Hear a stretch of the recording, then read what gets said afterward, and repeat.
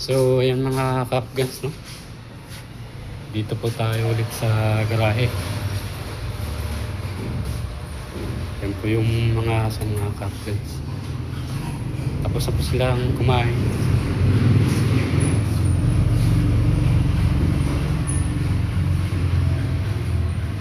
Dito po ako sa bahay ng amo ko, dito sa bagong bahay. Dito po ako sa garahe. Alam niyo ba mga kapgans, nung nakaraang taon pa, may dito guys, mga kapgans,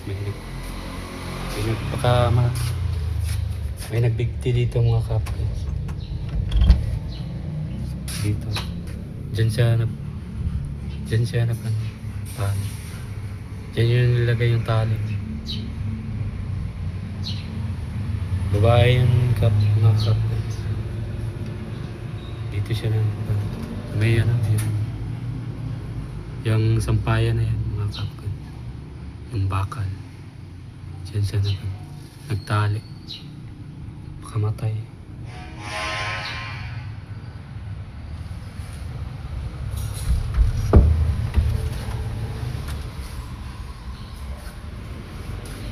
Dito naman mga kapgans, yung siya. Dito siya pumasok. Bago siya nagbigti. Minom siya ng laso ng daga.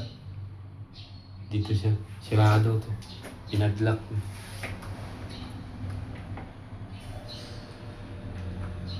So, ayan lang mga kapatid.